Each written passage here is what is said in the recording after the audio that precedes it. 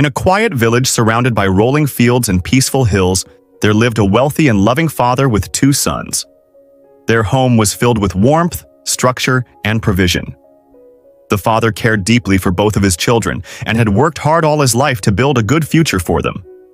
The older son was steady and responsible. He stayed close to home, helped his father in the fields, and followed every instruction faithfully. Day after day, he worked without complaint, believing that faithfulness would one day bring its reward. The younger son, however, was restless. He was always looking beyond the farm, beyond the village, beyond the life he had always known. In his heart, he longed for freedom, excitement, and independence. He felt as though life was waiting for him somewhere else, in a distant land where he could finally live on his own terms. One day, the younger son approached his father with a request that shocked everyone. "Father, give me my share of the inheritance now." It was not a normal request. In their culture, an inheritance was only given after a father's death. Asking for it early was deeply disrespectful. It was as if the son was saying, "I wish you were gone." The room fell silent. The older brother watched in disbelief. The servants froze, unsure of what would happen next. But the father, though deeply hurt, did not shout. He did not argue. He simply divided his property and gave the younger son what he asked for. There was sorrow in his silence, but also a quiet release. He would not force his son to stay. Not long after, the younger son packed his belongings and left home. And he did not look back. He walked away from everything familiar: his family, his responsibility, and his future. He traveled to a distant country, far from everything he had ever known. At first, life felt exciting. The world seemed open and full of possibilities.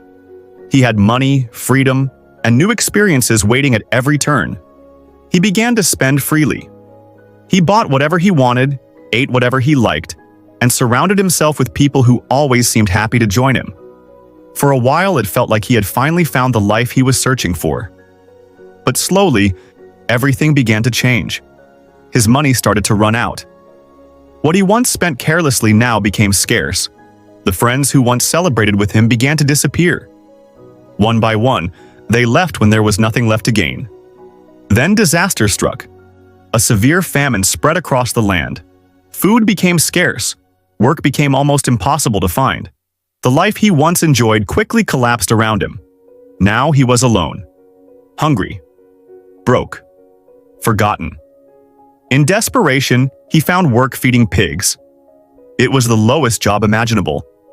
He had fallen so far that even this felt like survival. And yet even there, his situation worsened. He was so hungry that even the pig's food looked appealing to him. But no one gave him anything. No kindness, no help, no relief. In that moment of complete emptiness, something shifted inside him. He stopped running from his thoughts. He stopped blaming others. He stopped pretending he was fine. And he remembered home. He thought about his father. He thought about the servants in his father's house who always had enough to eat. And he realized just how far he had fallen. And he said to himself, "I will go back to my father. I will tell him I have sinned against heaven and against him. I am no longer worthy to be called his son. But maybe, just maybe, he will let me work as one of his servants." It was not pride that led him home. It was humility. He had nothing left to offer except honesty. So he began the long journey back. Every step felt heavier than the last. The road stretched far ahead, but the weight of his regret felt even heavier. Meanwhile, back at home, his father had never stopped waiting. Every day, he would look down the road, waiting, hoping, praying, believing that one day his son would return. And then one day, he saw a figure in the distance. At first, it was small, unclear. But as it came closer, something inside him knew. It was his son. Without hesitation, the father ran. He lifted his robe and ran across the field, something no man of his age or position would normally do. But dignity no longer mattered. Only love mattered. The son barely had time to speak. "Father, I have sinned against heaven and against you. I am no longer worthy to be called your son." But he never finished. The father embraced him tightly. No questions, no punishment, no rejection, only love. Then he turned to his servants and said, "Bring the best robe and put it on him. Put a ring on his finger and sandals on his feet. Prepare a feast. We are going to celebrate. For this son of mine was lost, and now he is found. He was dead, and now he is alive again." And the house came alive. Music filled the air. Joy returned. What was broken was restored. Yeah, but not everyone was happy. The older son came home from the field and heard the celebration. When he learned what had happened, he became angry. He refused to go inside. His father came out to him.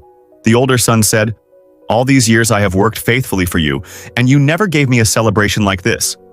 But this son of yours wasted everything, and now you honor him?" The father looked at him gently and said, "My son, you are always with me, and everything I have is yours. But we had to celebrate, because your brother was lost, and now he is found."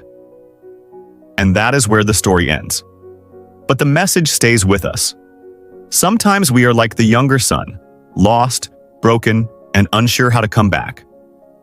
Sometimes we are like the older son, doing what is right, but struggling to understand grace. But the heart of this story is the father, a father who waits, a father who runs, a father who forgives completely. No matter how far you go, you are never too far to come home. And when you do, you will always be welcomed with open arms.